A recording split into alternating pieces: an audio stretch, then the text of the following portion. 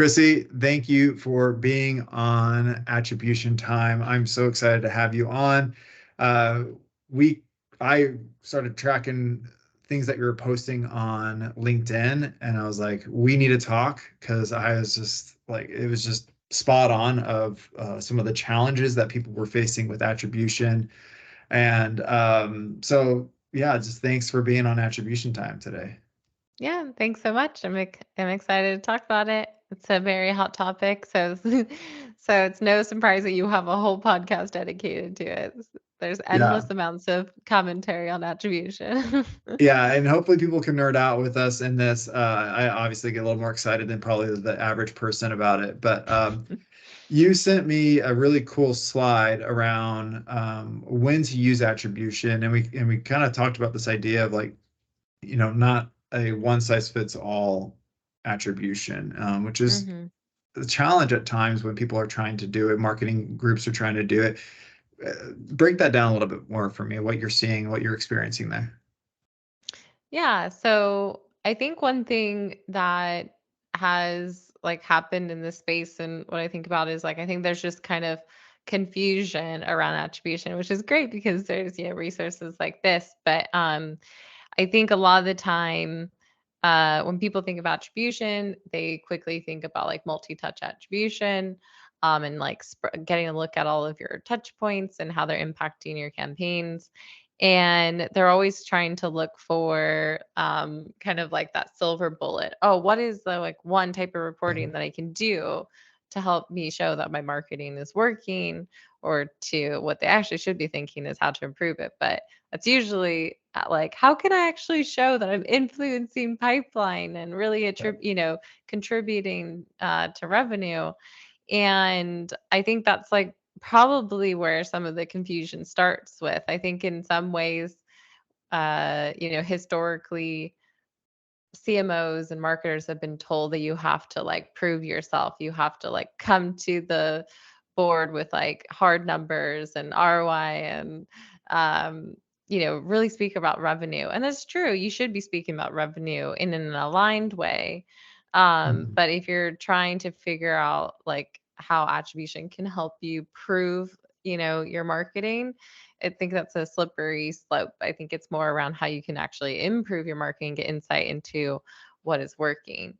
And also, I think there's different forms of attribution. There's not just multi touch attribution. In my eyes, like the definition of attribution is just really trying to give some credit, back to a source, um, for your data set, like where there was some impact. And so sometimes that can be as simple as, tracking like lead source and lead source campaign and tying that back to, opportunities like there could be, first touch, last touch. There could be self-reported attribution. There's so many different forms of it that marketers have in their potential toolkit.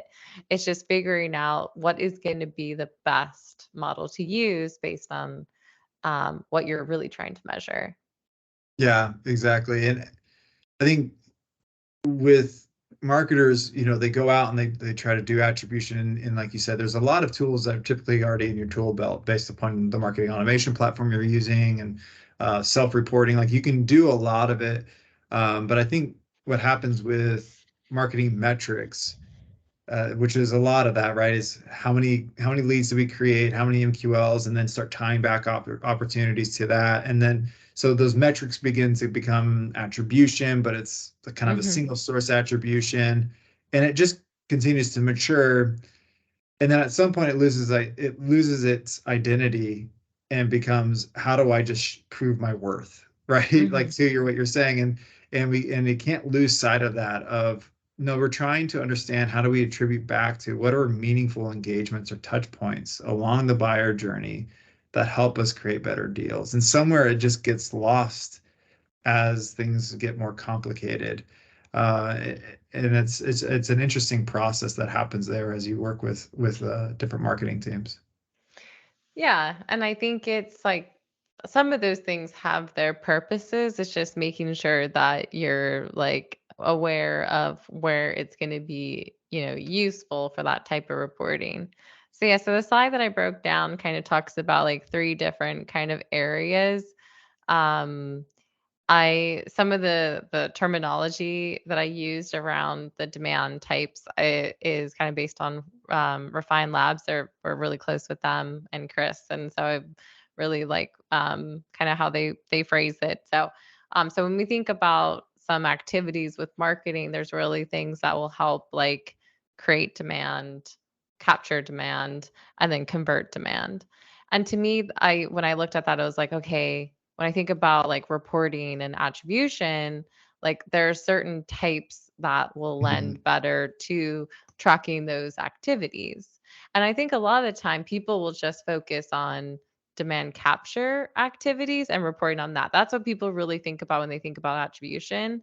But that's Yeah, only telling like one part of the picture, and you might lose out on some things, especially if we think about the buyer experience now. Marketers have, I think, also been pressured to show that things are working for everything. And then the impact yeah, of that now has been like, our the marketing tactics and strategy has been impacted.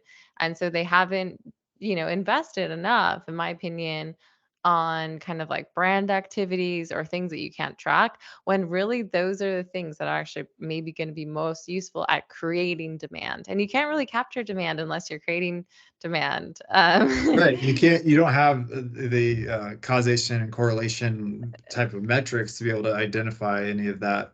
Well, quick thought on that. I want to get your hot take on it. Is you're running a business, Mhm, and so what I find sometimes is when I work with marketing groups, there's an initiative from the VP or the executive or whomever that says, okay, we need leads, we need MQLs, and we need to have a understanding of these conversions.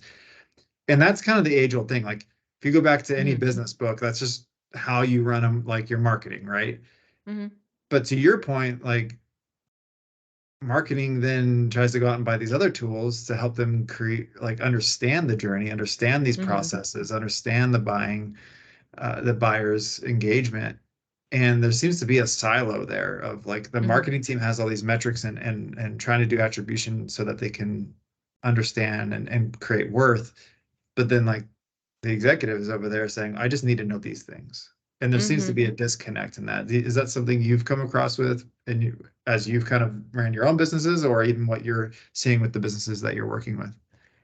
Yeah, I think a lot of the time where there's pressure down from executives is, and also like where like businesses are really modeling is they're typically looking at funnel metrics like you Yeah. talked about, which funnel metrics, we'll usually talk about funnel metrics alongside attribution, because both should are the main tools at your disposal. Funnel metrics is really though a measurement of trying to, like you said, track how leads are flowing through your funnel. But really, it's like how they're engaging with like your sales process, like from the moment you capture them, that name and that person.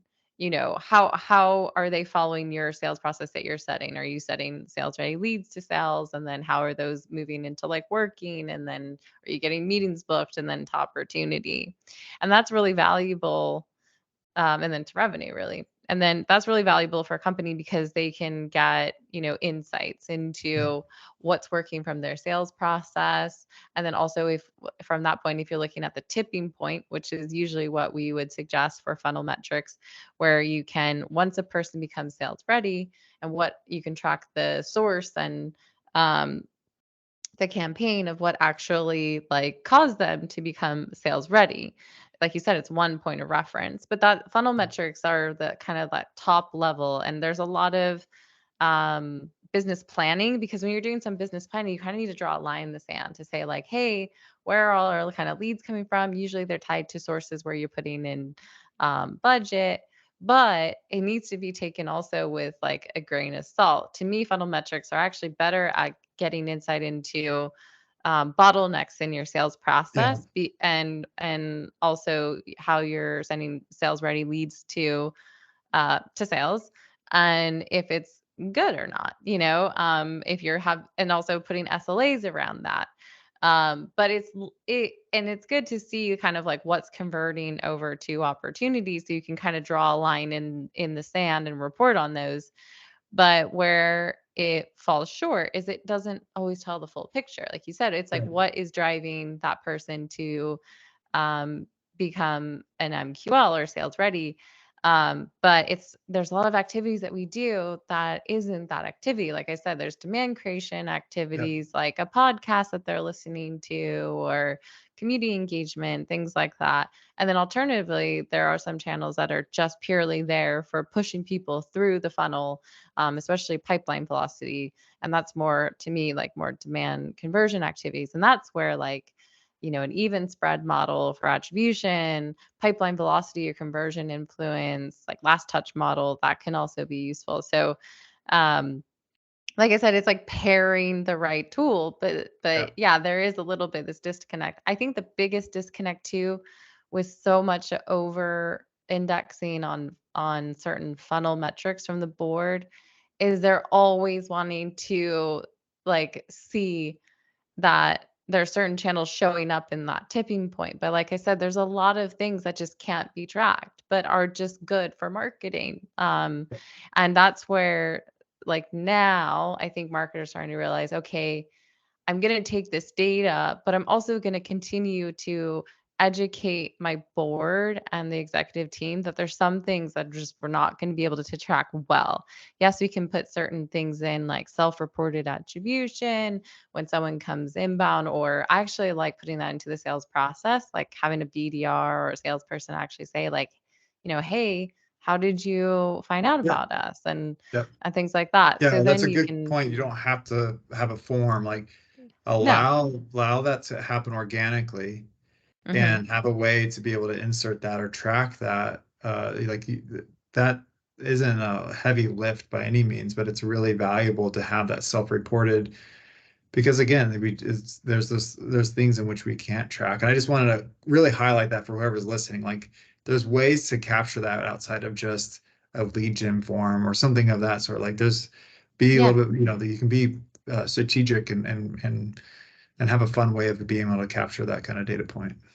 Yeah, and honestly, it's like kind of a really good icebreaker. It shows that Mhm. your sales team is interested in understanding what their buying process was to date. Because the thing is, that's what's happening. There's a long buying process that's happening before someone even like becomes known or is filling out one of your forms. And so that's a great way for the salesperson to then relate and get up to speed of like, what's been your buying process so far? Yeah. Like, how much do you actually know about us? Where did you find out about us? And it'll uncover some attribution back to things like a podcast, or really get you also maybe more comfortable ungating more of your content, like not having to put so Yeah, many right. gates in front of things, doing kind of more kind of organic kind of social, posting on LinkedIn without having to do campaigns around it, social community engagement, like so many of those things that we know impact the buying process so much, but it's just so hard to track. And so that, yeah, putting in self attribution could be really interesting. And then that doesn't have to be on the form. If anything, if you put it on the form, that can be a bit hard. I wouldn't do like a pick list or anything. You want a free form, Yep. but also it can be a little bit like biased in some way because they're just gonna want to, maybe not put in too much detail or just Yeah. say like, Just a I one word Googled answer just to you. get past. Yeah. That's why I really like the idea of sales asking that question, and because through just human interaction, right? If someone's genuinely interested, like, Mhm. you can get a little more detail. And well, one good example on that too is, if you're doing really good work, word of mouth is huge, and that's just really Totally. hard to track. And Mhm. so having, saying, oh yeah, this company, I have a friend that works there that runs marketing, told me about this, and that's huge, and that's Yeah. just the value to the product, right? And Mhm. it's what you're Or to your selling, or the customers. service. Yeah. Yeah. it can uncover a lot of things that like really we know are just like really good pipeline drivers, like more than just an email or something. That's actually just like maybe the things that they're going to try and engage with, but what's really like getting them interested, yeah, like could be a conversation with someone using the product. So that's attribution though. So that's the thing that I Yeah. think is more of an education point for the marketing team, marketing leaders, and then all the way up to your board, because slowly you're going to have to get them to be on board with like, okay, well, this is how we're looking at our marketing. Mhm. So yeah, so How I would you think that recommend people like approach those conversations of like, hey, we just spent XYZ amount of dollars on an attribution tool, and then you're coming in and you're saying, hey, there's gonna be certain things we just can't track. And like to you and I, and to probably many others, like that's pretty understandable, right? hmm But when hmm it's about, okay, well, I gave you X number of dollars to show value to do this, and you're gonna have like, well, there's this dark funnel or there's this, area in which is not there. So how would you help, or how would you coach someone in a conversation like that? yeah, I think that maybe like breaking it down the way that I have is actually probably a good thing, because you can say, okay, out of like my budget and the things that I'm doing, I have my demand creation activities. These are harder to track. This is going to be my tool for Mhm. measuring it. And then when you do pay for an attribution tool, it's likely that that's going to help give you insight into the next two, like demand capture activities, which is things that are initiating a sales cycle, people Yeah, are engaging with, like your demo on your website, events, things like that. And then the last one, like the conversion activities, because then you're going to be able to, we suggest an even spread model for attribution, because it's a bit easier for people to understand. But you yeah, could also look at potentially in this just specific spot. Like even spread works really well for demand capture and demand conversion, but a last touch model could work well for demand conversion, because usually whatever is maybe the thing before it closed. Or you can just look at like pipeline velocity or conversion influence, just to show like maybe what campaigns are increasing, shortening the time or increasing the conversion from opportunity to close. So I think yeah, talking about like that tool will help me, answer a lot of questions or get insights into demand capture and demand conversion. But hey, we know that we still need to do some of this demand creation activities. We can't use this tool or our traditional model of measurement, but we're going to do this. And another one I haven't even measured was like implied attribution. Actually, Rand Fishkin. I'm sure a lot of people yeah, know him. yeah. He does some great content on implied attribution. So like maybe just go Google it and watch it. But you can even say you're doing like a podcast like this, and for me, like maybe loads of people are going to listen, I don't know. And then I start to see, oh, the launch date for that podcast, or even that week, we saw Yeah. more people come to our website, or we saw more people, engage with the, uh, our offers, or they came inbound.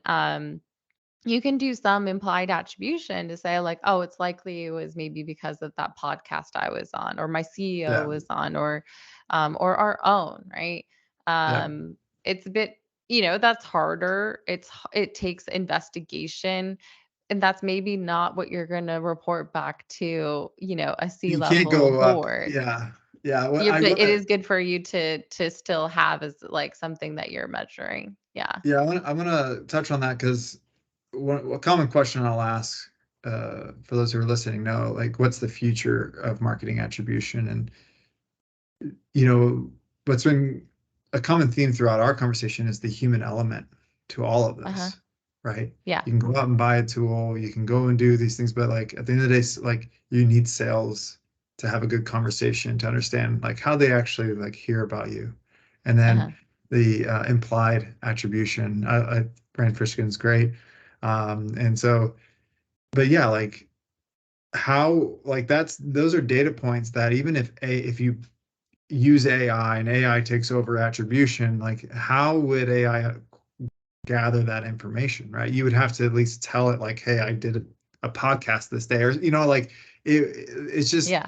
it's really hard without the human element to sit there and discern the Right. data and have a true data analyst to sit back and say, okay, what are all the other things that are happening in here? Right. And I had attribution time with Eric Smith, and he talks beyond market, and he talks about all the different elements that are happening outside of the general like marketing effort that are Right. potentially influencing what's Yeah. happening right now, right? And we see that through just especially the last couple of years of everything that's happened with health and vaccines and all these other things, and it's just like there's things outside the elements of your general marketing efforts that are going to impact it as well. Yeah. And so you need a human to be a part of those processes. Yeah. I mean, we always like say like there's like a famous quote. I'm gonna forget his name. I think his last name is Box, but it's like all models are wrong, but some are useful. Yeah, it's And good. we kind of lean into that a lot when we talk about attribution. We talk say it, and um, I think that's what people need to kind of like realize. And even like you said with AI, the thing with this data is that's hard is like everyone wants it to be something you just look at a dashboard and you're getting like the insights. It's not like that. Dashboards are exploratory, and what that means is like they're the first point to get a sense for like, oh, I see something weird there, let me dig into that. Yeah, And what it's the act of digging into things and really assessing them and analyzing them that will help you come out with true actionable insights.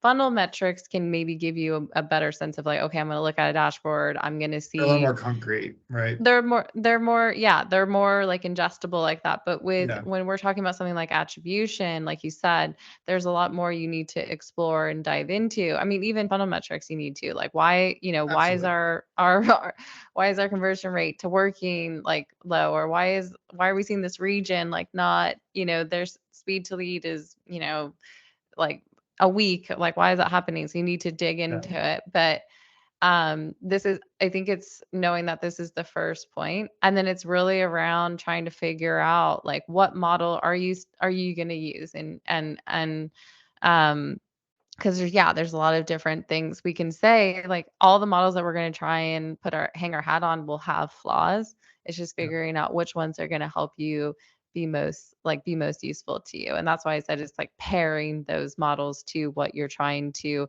get answers on and look for. And then truly understanding the downfalls and the flaws is just as important of knowing the power yeah, of it, because there's always going to be that case.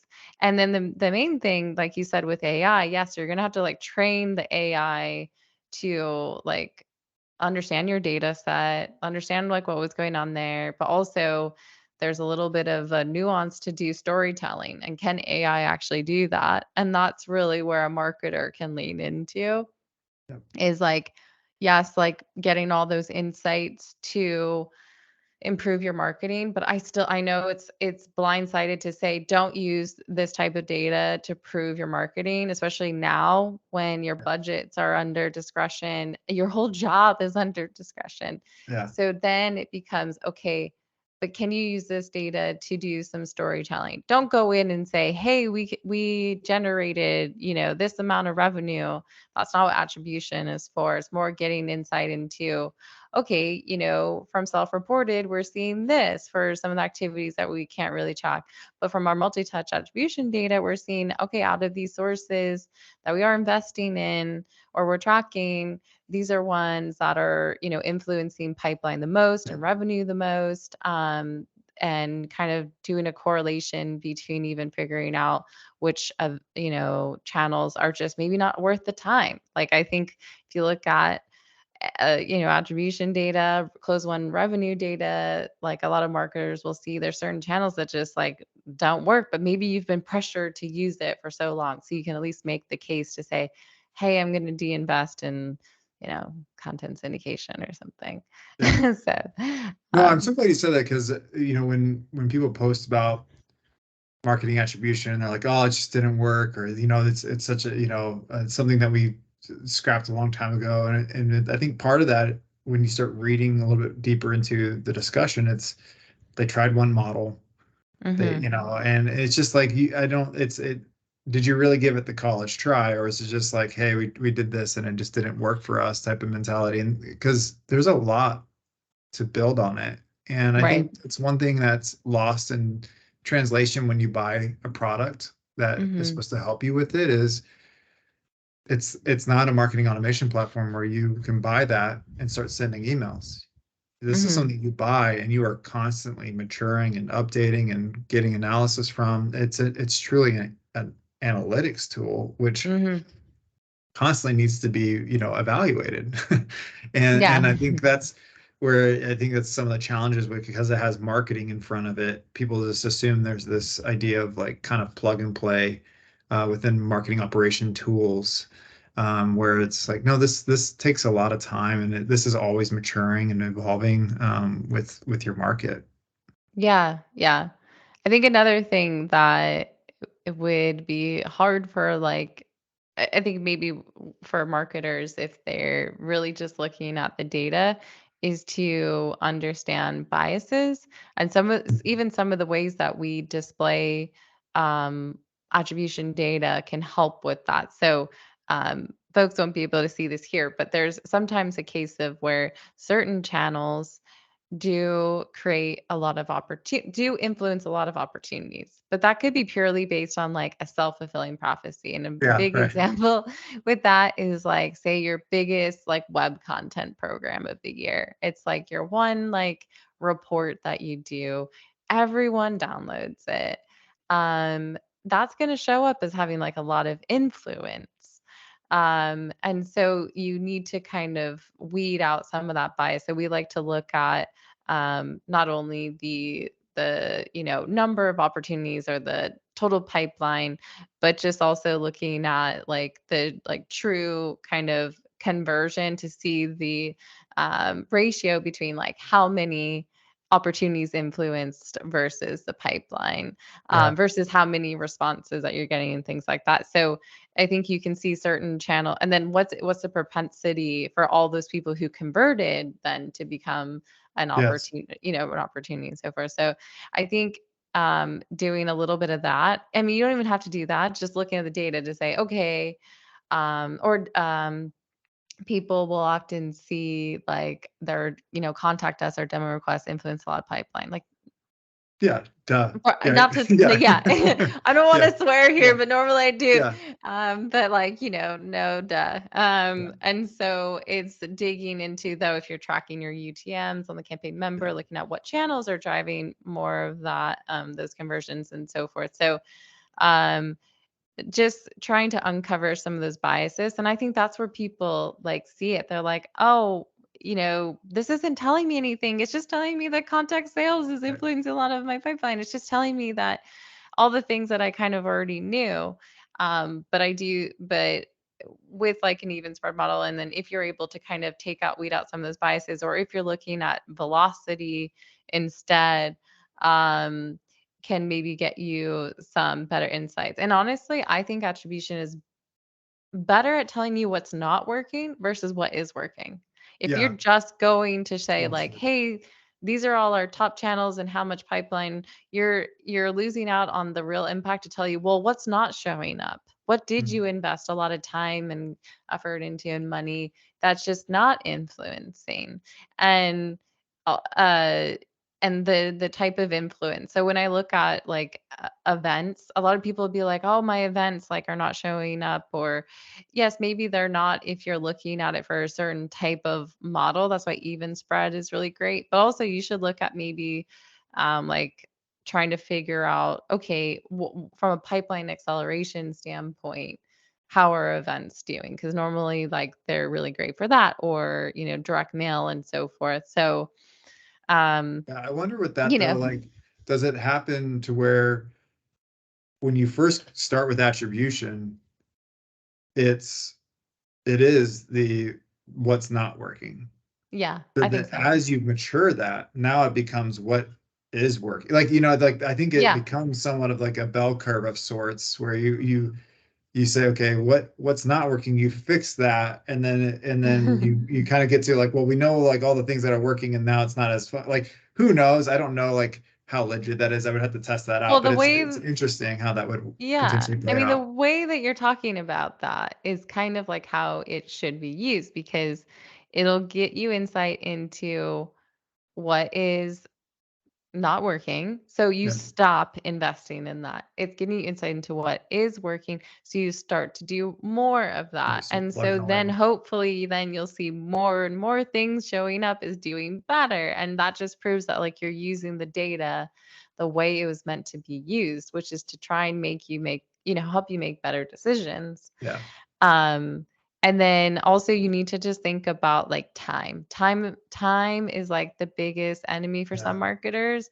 They're yeah, like, "Oh, I want to know like how good my campaigns are doing from like last quarter." It's like attribution data is not a short game, it's a long game. You have to wait until there's been time for those opportunities to be created to actually close one revenue. And if you're an enterprise where your deal cycle is really long, you can't look at your most recent campaigns. You need to look at like last year's data or think about looking at figuring out what your average deal cycles is and if you can split out certain types of opportunities or campaigns that attribute certain opportunities and look at it from a certain time frame. But that's also a really big misconception from people is like they think I'm going to turn on yeah. attribution, I'm going to start getting insight into what is working right away, not from a revenue standpoint, maybe from a Looking from a first touch, marketing like, standpoint, but again, you have to yeah, report on the ROI. You gotta like, yeah, yeah, it's like so many things. It's like you have to wait until a deal is closed for you to really understand right, these insights, or really all the, if it's immediate plug and play, it's just marketing metrics. It's right. like, it's just conversion rates. It's all that. All right. So what, I'm gonna pivot to kind of close this thing out, because I think there's a lot of rich information here that if more people wanted to get connected with you and maybe, utilize CS2 to help them with their attribution, like what does that look like? What does CS2 help, for those listeners? Yeah. So CS2, we're a medium sized, small, probably agency that helps companies, mainly B2B SaaS companies that are fast growing with their revenue growth architecture, which is a fancy word to say we help them operationalize their marketing revenue strategy and also get them insights into it and also help drive efficiencies there. So we actually have a lot of probably a few episodes on attribution on our own podcast, which is called Revenue Growth Architects. So you can go and listen for free there. But if you wanted to reach out to us, you can go to cs2marketing.com and we have a form there. You can just contact us and yeah, happy to discuss and help. But or feel free to reach out to me on LinkedIn. I'm just Crissy Saunders, Crissy Saunders, and just search CS2 and a lot of people hit me up in my LinkedIn DMs. I'm always happy to help out if you have a question. Awesome, Crissy. Well, thanks so much for being on Attribution Time. Really appreciate it today. Thank you. It was great.